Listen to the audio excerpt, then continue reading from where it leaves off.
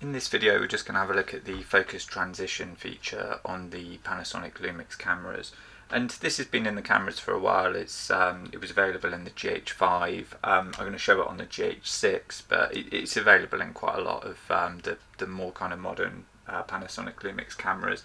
And essentially what it allows you to do is to automate focus pulls or rack focus. So it's really for static kind of subjects, to be honest. I mean, the actual things you're shooting, because you're automating in the camera, they'll need to be staying fairly still, or just be still. And that applies for the camera as well, because if you start setting focus and then you move the camera, obviously things aren't going to be in the right focus plane anymore. So it's really kind of for more kind of static shots. But what it'll allow you to do is to actually set 3 focus points, and then you can rack between them kind of perfectly just every time. So every time you go between those points, it's going to kind of nail the focus. As long as the camera and the subject haven't moved, you've kind of got those 3 to kind of play with and go back between. So the kind of prerequisites for this are you're going to need a lens on the camera that can actually support autofocus. So it's going to need to be able to use kind of utilize the actual focusing mechanism. Otherwise it's obviously not going to work. You're just going to have to manually focus, and you also are going to need to be just in one of the video modes and not in VFR, because it's not going to work in that. So we're just going to jump into the camera just so we can find the menu option for it. Let me just see if I can hit any kind of focus on that. And then we're going to jump into the menu. So menu, and then you want to be under the video camera, and then it's the bottom camera, the 3 dots under it, and we're looking for the focus transition option. And I'm switched into the creative movie mode on the top dial of the camera. So that's kind of where you're going to find everything. And then what we're going to do, we will jump into the menu, and it'll say please set focus position. And then I'm just going to move the camera so you can actually see what's happening on the back of the camera, kind of, and we'll just set up a little shot with this. And you can see here I've got so we've got this guy at the back, this guy here, and then this one as well, and they're all sat on slightly different focus planes. And I'm using the 12 to 60 Leica lens on this. So because I've got it at 12mm, I can do f2.8 on it. So it's going to be a fairly shallow depth of field, so we'll be able to notice the difference going between the two. Obviously if you're using if your lens isn't capable of a kind of a shallow depth of field, things will need to be spaced out quite far apart. But we'll just jump over to the camera and I'll kind of show you how this works. Okay, so the first thing I'm going to do is just prop up the camera with just some cards, just so we can see everything in the shot. So you can see here we've got this guy on this plane, the kind of bear, and then we've got the next guy there and the guy at the back. And then what we're going to do on the camera again is just come into the focus menu, and it's going to say about setting the focus position. So we'll just press menu, and then once we're in there, you can kind of see down the side we've got position 1, position 2, position 3. You don't have to set 3 positions. You can set 2 if you like. Obviously you kind of need to start somewhere. I mean, you could potentially set 1 position and just already be pre-focused at another, but quite often this will be used to rack between subjects. And you can probably just about see next to these we've got WB, so that's the white balance button, ISO, and that's the exposure comp button. So basically up here on the top of the camera, that's these 3. So what you're going to need to do is just to set your focus to where you want it to be. So let's say, for example, once you start focusing, you'll get the magnification window, and we can just drag that around. Let's just drag it onto like the bear's face. I've got focus peaking on. If you're not sure how to do that, I'll link up into the corner, then you can kind of see how to do that. But you'll see if we actually focus on this guy, sort of just about, you could probably just about see that there's some sort of focus peaking on him. So we could say, we're happy with that for the first one. So I'll press the position 1, which is the white balance button, and then if we hit menu, you can see slot 1 has been filled, and then what we can do is we just press menu again. Sorry, press into this menu, and then we can do the focus position setting again. And then what it allows us to do, we can just drag this over to the next guy. We'll just try and hit focus on him more or less. Like I say, this isn't a perfect setup because the camera can move slightly. Really, you want it on like a good solid tripod, so you can easily just kind of like jump between the two. So I'm going to press the ISO button for position 2. Sorry, I've waited too long there and lost it. ISO button, position 2, and then you can see up here we've got 1, 2. And then for the last one, I'll drag over to this guy at the back. Like I say, you don't have to do 3 position points, but you can, it's totally up to you. That's more or less on that guy. I'll hit exposure comp, and then you can see we've got 1, 2, and 3.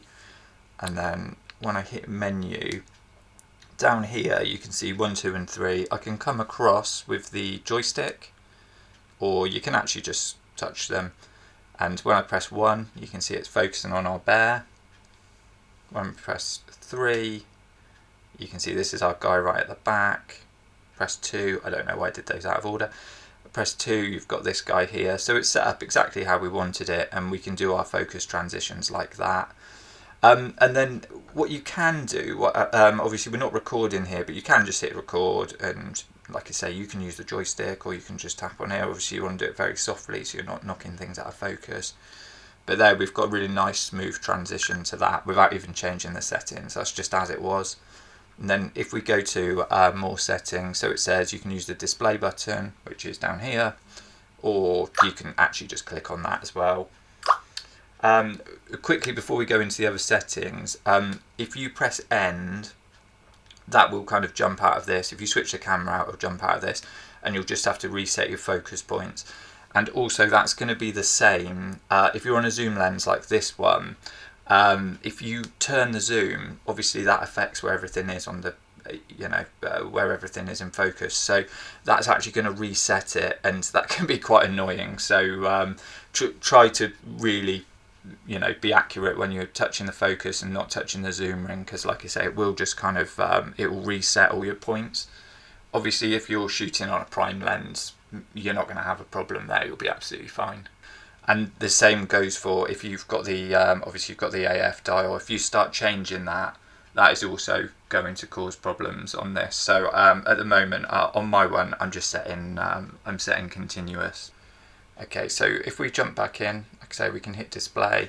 You can see here we've got focus position setting, which we've done because we've set all of those. The transition speed, they're kind of just done in these. So you've got SL, which is kind of like super low, low, medium, high, super high. So you can basically just decide what you want. It's a little bit trial and error depending on how you want it to look. You might want a really slow, smooth focus pull, or you might want like quite a quick, fast kind of focus throw to the next person. So it's totally up to you how you do that. Another one is focus record. This actually we could do this. So if we say we want it to go to focus position 1 when we hit record, what we can do, sorry, I've jumped out of focus transition. If we go to focus position 3, for example, so this is our guy at the back. When I hit the record button, what you'll see is it will come back to our bear at the front. You can see it zoomed back, it's focused back on him, and this guy's out of focus now. So we could do it on 2 as well. So if I go to 2, it focuses on this guy over here because that's what we set. We hit hit go, and you can see it's gone to the bear again.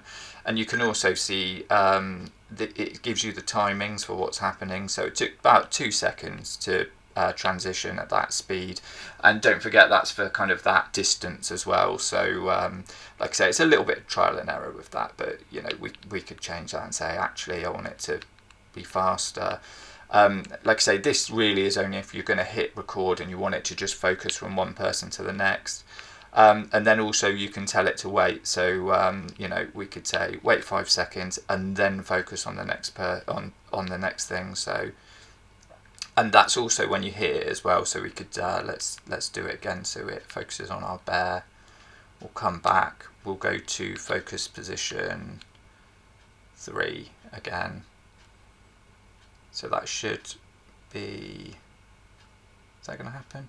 Yeah, see, so it's done the wait, and then it's done the slightly faster transition. And again, if we hit record, it's going to wait 5 seconds, and then it's going to do that slightly faster focus transition to the bear. So and like I said, it does work when you do this as well. So it's going to wait 1, 2, 3, 4, 5, and then the fast transition to the guy over there, or slightly faster transition. It's not really fast.